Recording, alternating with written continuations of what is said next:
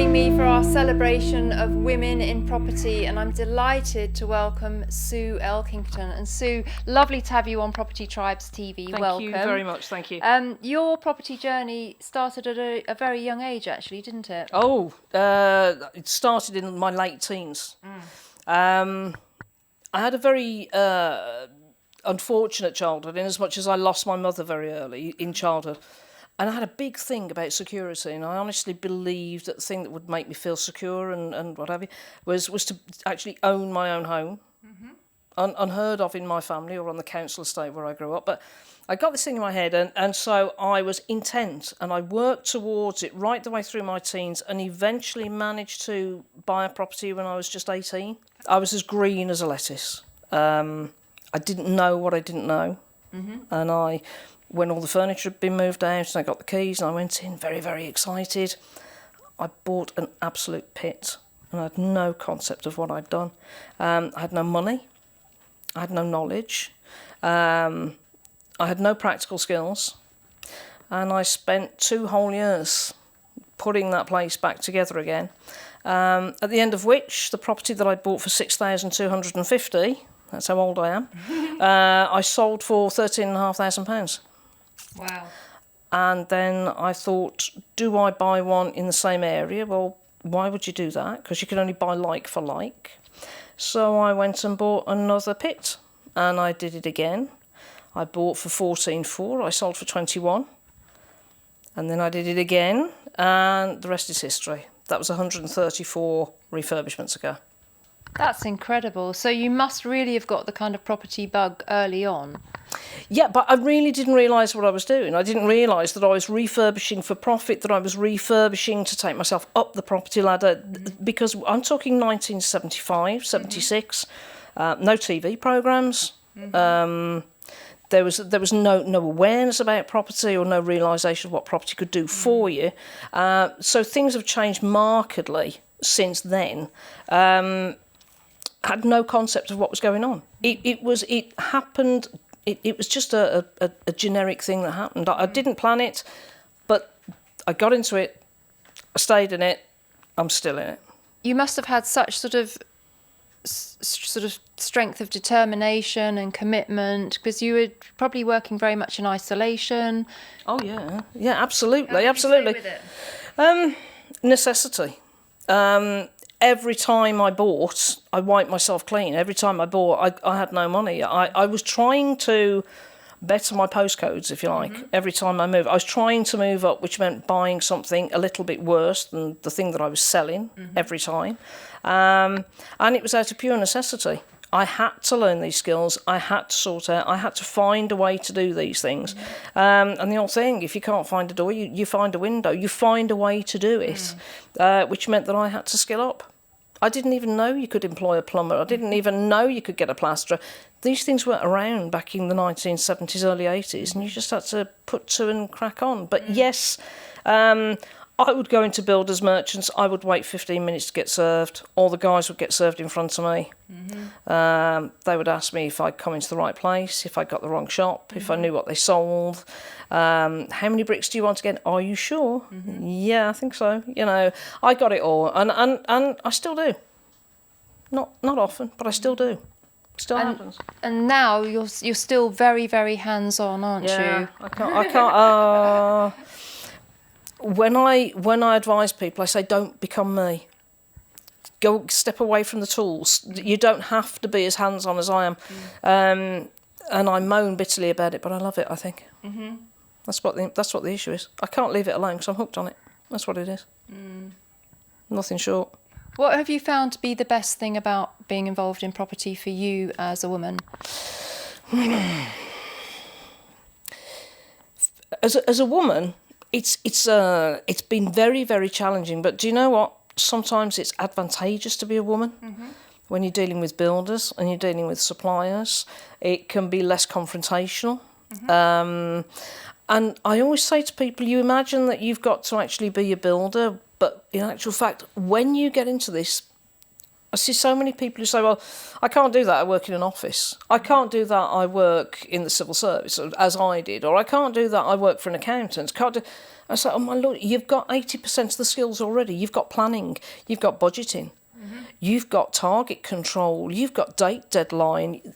90% of what I do isn't to do with building at all.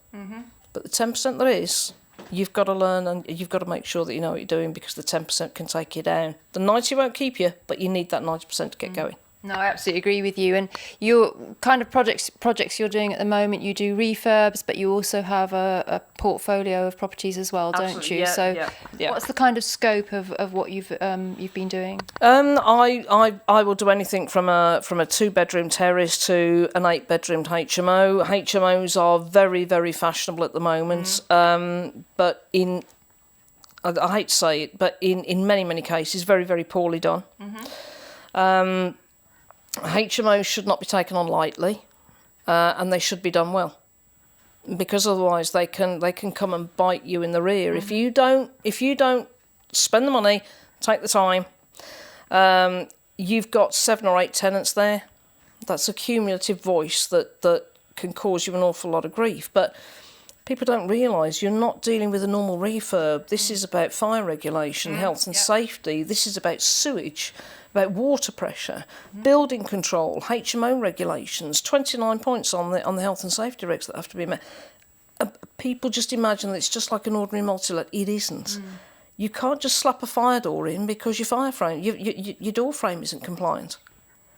And if you make your door frame compliant, you're going to lose your plaster. If you're going to lose your plaster, you're going to have to replaster. This is where it should go. They should be of quality, and they should be to standard, and very many of them aren't.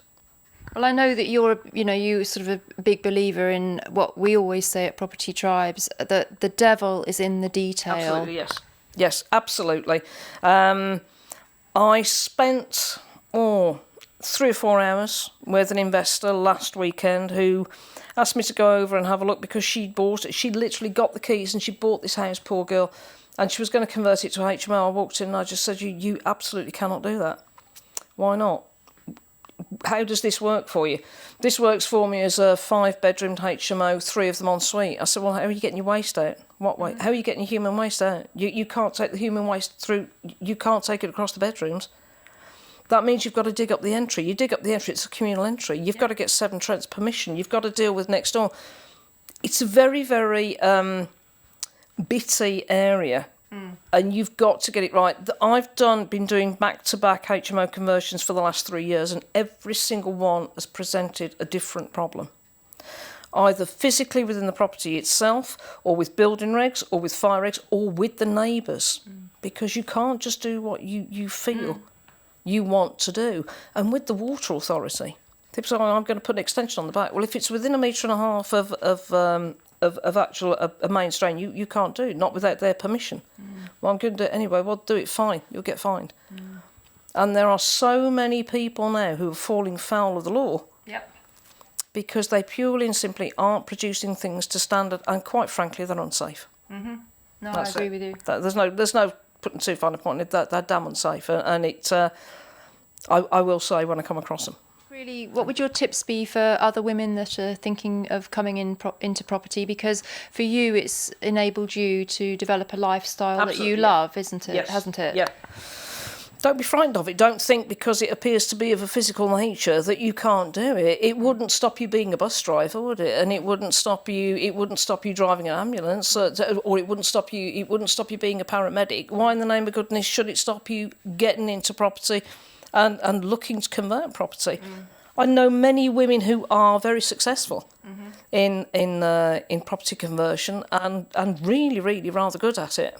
Their attention to detail, their patience, and the way they go at it is not better, but it may be different. Yes. It may bring a slightly different curve to the way it's done. There's nothing going to stop you, but you must educate yourself. Because if you fall early on, you will fall hard. And so educate yourself, understand what it is that you're getting into, and then for God's sake, go for it. Don't let being a woman stop you do anything. Oh, absolutely. Definitely agree with that. I mean, I think also that you know, the cost of ignorance in property is extremely expensive, and it can affect ultimately a tenant's life, can't it? Extremely expensive and hardly ever spoken about. Yeah. When I speak to property groups, I actually cite 7 or 8 different cases where landlords have been heavily fined £80,000, £200,000, and have received jail sentences where people have died because of the way that the property was constructed, and people have died in fires, and we don't talk about this side of things. It's a little bit like if I wanted to learn to drive, I wouldn't expect to be comfortable sitting in a driving seat with somebody who just read about how to drive in the passenger seat. I want a competent driver in that driving seat, in that passenger seat, to enable me. Make sure that you hook yourself up with people. Just educate yourself. Do you know what? The best people to help you are building regs officers, HMO officers, fire officers. You don't need to go to people within the property circles themselves who may not have the skills. Go to the chief. Go to the people who actually implement the regulations. They're very, very happy.